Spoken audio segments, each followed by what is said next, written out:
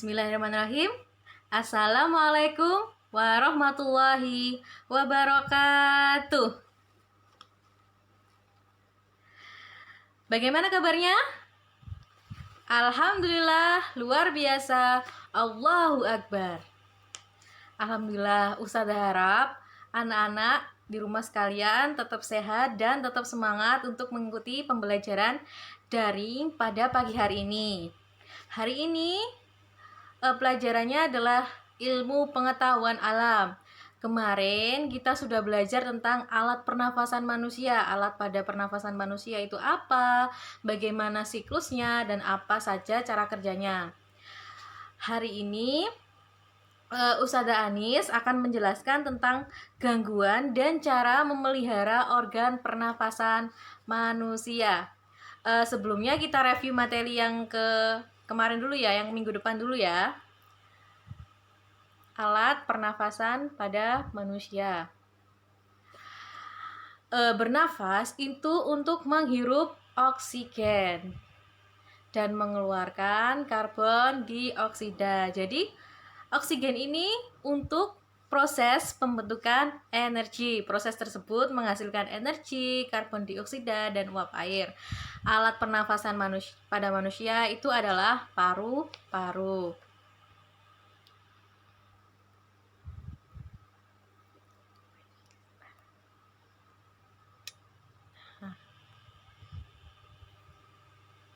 Ini ada sedikit catatan pelajaran minggu kemarin ya. Yang pertama itu bernafas untuk menghirup oksigen dan mengeluarkan karbon dioksida. Yang kedua, alat pernafasan manusia itu adalah paru-paru. Terus yang ketiga itu alat pernafasan manusia itu apa saja? Gimana sih alur pernafasan manusia itu? Yang pertama menghirup melalui hidung, terus selanjutnya menuju rongga hidung, menuju trakea, bronkus, dan yang terakhir ke paru-paru. Terus nomor 4 itu bagian alat pernafasan manusia itu ada hidung, trakea itu tenggorokan, dan yang terakhir itu paru-paru. Untuk yang kelima, proses menghirup udara, yaitu yang pertama rongga dada membesar, kemudian udara masuk melalui hidung, lalu udara disaring oleh lendir dan rambut hidung, kemudian paru-paru mengembang dan oksigen diserap melalui alveolus. Dan yang terakhir yaitu proses penghembusan udara. Proses mengeluarkan udara dari paru-paru itu gimana ya caranya? Yang pertama itu rongga dada mengecil, kemudian paru-paru mengempis, lalu udara keluar melalui saluran pernafasan. Nah, itu sudah kita pelajari di minggu yang lalu. Hari ini kita akan belajar tentang gangguan alat pernafasan pada manusia. Yang pertama ini ada flu, gejala flu. Apa sih flu itu? Nah, penyakit flu ini disebabkan oleh virus influenza yang ditularkan melalui udara. Ayo, siapa yang pernah mengalami flu? Gimana sih gejalanya flu itu? Ada yang tahu?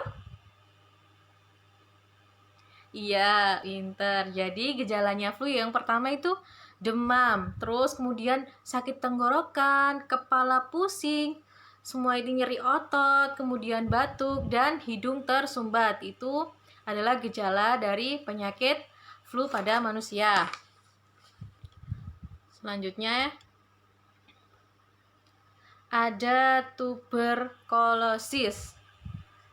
Tuberkulosis yang biasa disebut TB itu nyeri dada, batuk berdahak. Nah, penyakit tersebut disebabkan oleh bakteri mikrobakterial tuberkulosis yang menyerang organ paru-paru. Nah, penyakit tersebut ditularkan melalui udara ketika penderita batuk. Jadi, kalau ada orang yang batuk, kita harus menghindari. Dan orang yang mengalami batuk itu harus sadar diri ya. Jadi kalau batuk itu harus ditutup. Gitu ya, harus ditutup ya, supaya virus-virus yang ada di mulut itu tidak terkena orang lain. Jadi kalau batuk itu harus ditutup ya. Nah, apa aja sih gejalanya itu seperti apa? Gejalanya ini seperti ini, yaitu Gejala penyakit tuberkulosis yang pertama, tidak nafsu makan, terus kemudian berat badan turun, demam, mudah lelah, berkeringat pada malam hari, dan batuk berdarah karena ada terjadinya kerusakan pada paru-paru. Yang tadi gimana yang flu? Yang flu itu cuma demam, terus demam, sakit tenggorokan, sakit kepala, kemudian nyeri otot, batuk dan hidung tersumbat, itu penyakit flu. Beda lagi dengan gejala penyakit tuberkulosis, yaitu dia tidak nafsu makan, kemudian berat badannya turun, demam tinggi, dia mudah lelah, terus ketika pada malam hari berkeringat, harusnya kan kedinginan ya, tapi dia berkeringat dan terjadi nyeri pada dada, kemudian terjadi kerusakan pada paru-paru karena dia batuk dengan mengeluarkan darah. Oke, selanjutnya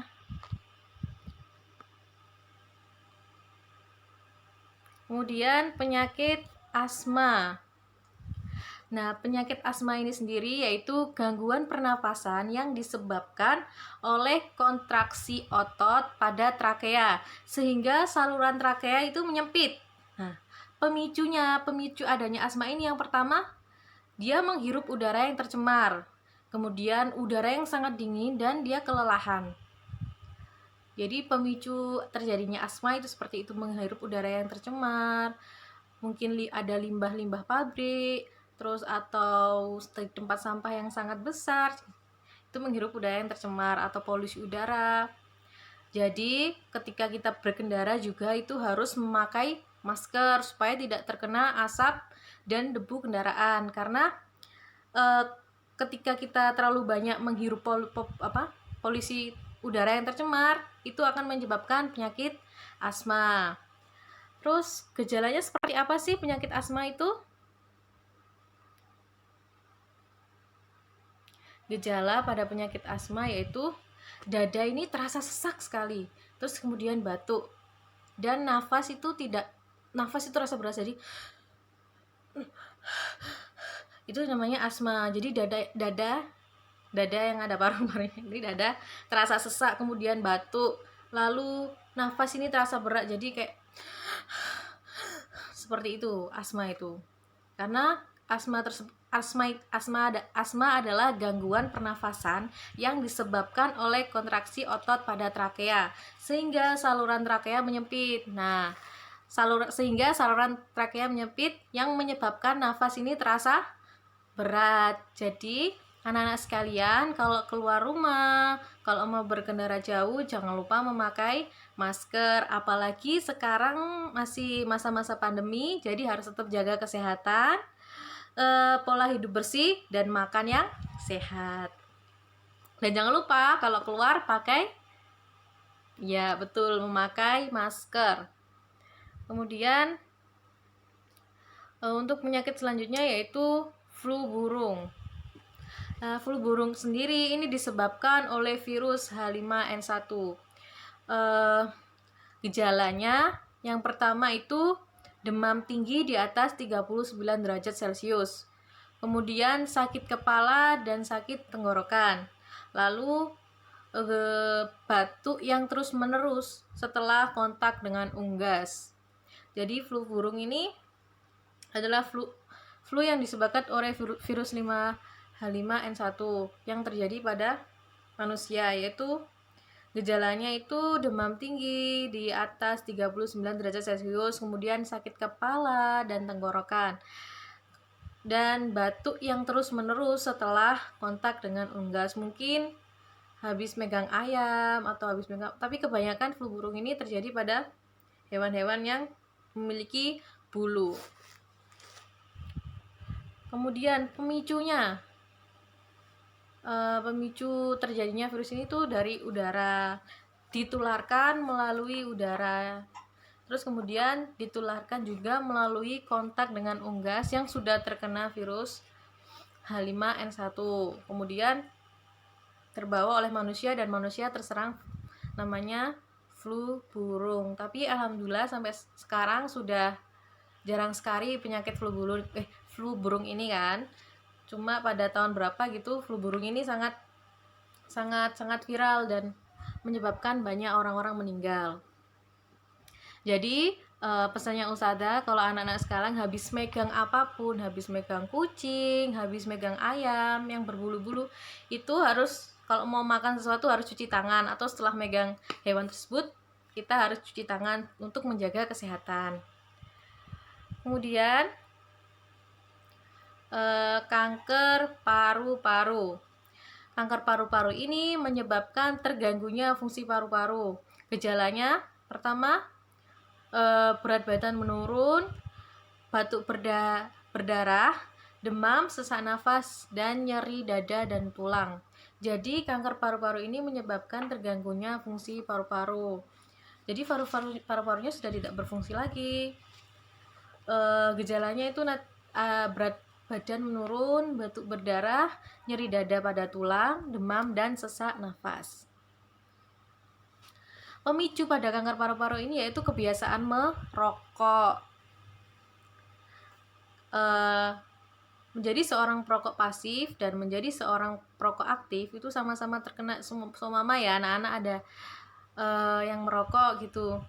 Jangan lupa ditutup, soalnya asapnya juga berbahaya bagi kita yang bukan perokok, apalagi yang merokok. Seperti itu ya. Jadi pemicu terjadinya kanker paru-paru ini adalah kebiasaan merokok, karena dia menghirup rokok itu menghirup zat-zat kimia yang menyebabkan terjadinya kerusakan pada paru-paru. Jadi anak-anak sekalian, kalau seumpama ada siapa ya yang merokok gitu, kalau ada asapnya jangan lupa dihindari, karena itu juga memicu penyebab kanker paru-paru. Seperti itu. Kemudian bagaimana sih cara menjaga kesehatan organ pernafasan? Bagaimana sih caranya? Nah, yang pertama itu mengkonsumsi makanan bergizi dan cukup minum air. Satu hari harus minum berapa gelas? Ada yang tahu? Ya, betul sekali. Satu hari kita itu maksimal atau minimal minum sekitar 8 gelas per hari. Untuk yang kedua itu berolahraga secara teratur. Yang ketiga, mencuci tangan dengan sabun. Jangan mencuci tangan dengan air saja, nanti kuman-kumannya tidak mati. Jadi harus mencuci tangan dengan sabun.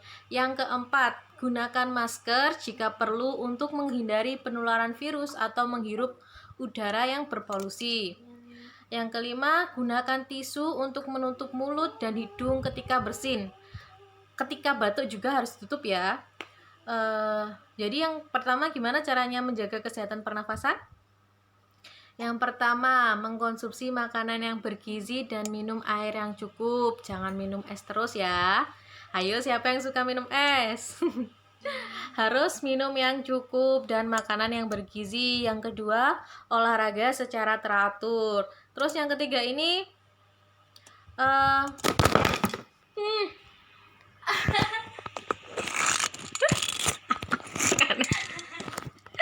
ya Allah, ya makannya. Bentar. Ya, sebentar ya. Ada kesalahan teknis. Oke. Tadi sampai mana? Mohon maaf ya, tadi HP-nya jatuh. Untuk yang ketiga itu mencuci tangan pakai sabun dengan air yang mengalir. Yang keempat, gunakan masker jika perlu untuk menghindari penularan virus atau menghirup udara yang berpolusi. Dan yang terakhir, gunakan tisu untuk menutup mulut dan hidung ketika bersin. Apalagi di masa pandemi yang seperti ini, jadi anak-anak kalau keluar itu harus memakai masker. Jangan lupa setelah keluar dari rumah, itu beli apa atau apa, jangan lupa mencuci tangan terlebih dahulu dan juga mencuci kaki, karena tadi kan berjalan pakai kaki ya. Jadi harus menjaga kesehatan. Jangan lupa bersih cuci tanganmu. Karena kalau kita makan pakai tangan, kalau nggak dicuci, virus yang ada di tangan masuk ke dalam tubuh kita dan menyerang organ-organ yang di dalam tubuh. Seperti itu, untuk cara menjaga kesehatan organ pernafasan. Jadi tadi apa aja sih penyakit gangguan organ pernafasan manusia? Apa aja tadi? Yang pertama ada flu, ada tuberkulosis, ada flu burung, kanker paru-paru, asma, dan sebagainya. Lah tadi flu ini gangguan pernafasan yang disebabkan oleh virus influenza, dan penyakit ini ditularkan melalui udara. Kemudian tuberkulosis ini disebabkan oleh bakteri yang menyerang organ paru-paru. Terus kemudian asma. Asma ini ciri-cirinya gampang, sesak nafas yang sangat berlebihan, dan karena terjadinya asma, pemicu asma ini karena menghirup udara tercemar, udara dingin, atau mudah kelelahan.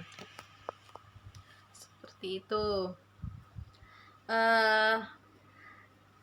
Ada yang ditanyakan?